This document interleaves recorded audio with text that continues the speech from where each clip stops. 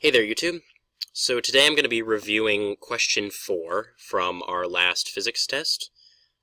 This one deals with spring forces, so non-constant forces.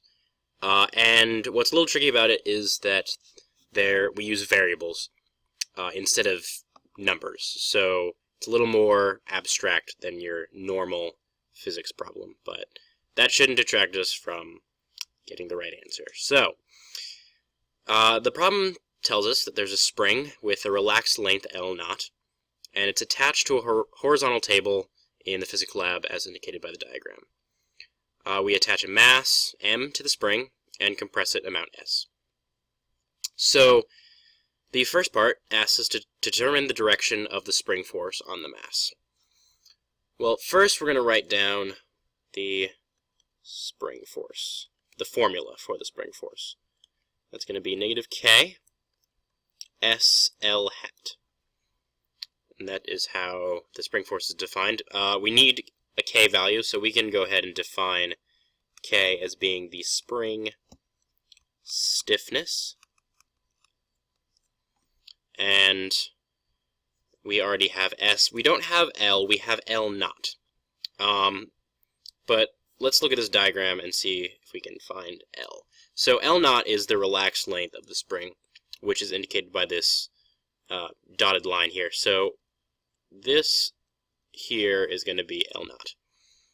Now L is the vector which represents the spring itself. So L goes from here to here. And it's just a vector pointing from the base of the spring, in this case the side, to where the spring ends, which is on the mass. So it wants us to find the direction of the spring force, and we can take this L hat. This L hat is really the direction, it's the directional component of the spring force. And since we know that this vector is going from the base of the spring to the mass, we know that this vector is pointing in the negative x direction. This is also apparent because the spring is being compressed, and since it will want to resist that compression, the force will be pointing away from wherever it's being compressed, and it's being compressed in the positive x direction, so its force will be in the negative x direction. So we can write this unit vector. We don't know the actual vector, but we can write the unit vector because we know it's length 1. So that should be negative 1, 0, 0. And we can also see that if we define this s is equal to the magnitude of L minus L0. And we can see that, obviously, L is much smaller than L0. So we're going to end up with a negative quantity at this k value, negative k, a negative here, negative something, multiplied by this negative 1. So this force will indeed be negative in the x direction. So just write that out like that. So part B asks to determine the velocity of the block a short time delta t after being released from rest. So the way we're going to do this is we're going to use a momentum principle. Here I'm going to label this A, go down here for B. Okay, so momentum principle, as we know, is delta P over delta T is equal to F net. And we can rewrite this as the final momentum is equal to the initial momentum plus F net delta T. And in this situation, we're going to ignore friction along this physics lab table. And so F net is just going to be this spring force. So this is the same as that. We're given delta t, not a number of course, but a variable up here. And so we just need to find the final momentum. Now the initial momentum is going to be the vector 0, 0, 0. This is because we're told it is being released from rest. So whatever initial velocity it has is going to be 0. Multiply that by the mass, it's still 0. So this is there, and we're going to write out the spring force here, so multiplied by negative k times s L hat delta t. And this, we can go ahead and erase this part. This is just going to be equal to our final momentum.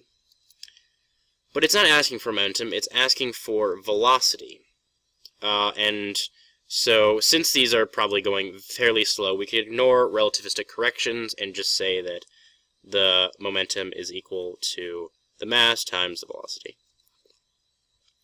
So, in order to get the velocity, we just divide this whole thing by mass, and velocity is equal to, well, this, 1 over m times negative k s L hat delta t. Alright, so now we're almost done, but we're on to part C, and part C asks to determine the net force on the block a short time delta t after being released from rest. So we're going to be using the same equation that we had up here, only our L value is going to be a bit different, because we've moved now in that delta t. So in order to find where we've moved, we're going to use the equation r final is equal to r initial plus v average delta t. Now, we don't know v average because this is a non-constant force, but for non-constant forces we can assume that this v final is equal to our v average. So that makes it fairly simple. So this, we can just put this here, 1 over m multiplied by negative k s L hat delta t squared.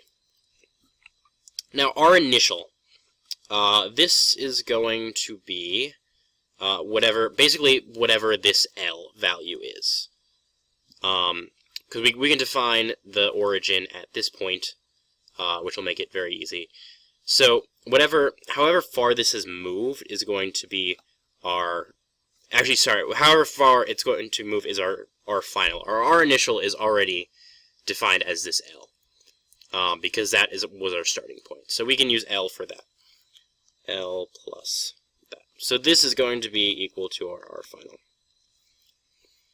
Now, so we're going to go ahead and stick it back in the spring, force of spring equation,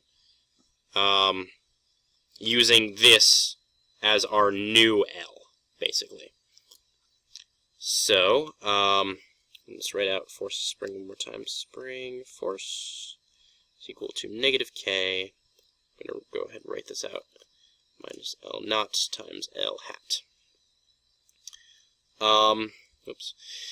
So, this is our new L, so we can plug this in to here and here.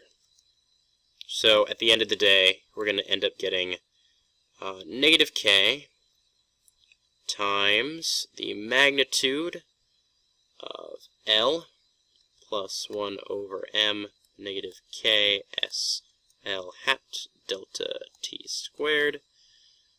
That's the magnitude of that minus L naught times that whole same thing, 1 over m negative k s L hat delta t squared. All that hat. And so yeah, this is just the magnitude of this R final. The magnitude of R final. So we can actually write this like this. That will work the same way. And again, this is just the unit vector. So we can write R final like that. So this will be the updated spring force at the new location of the end of the spring. So I hope that made sense to you guys. If you have any questions, go ahead and post it in the comments. And hopefully you'll hear from me soon with some more physics reviews and explanations.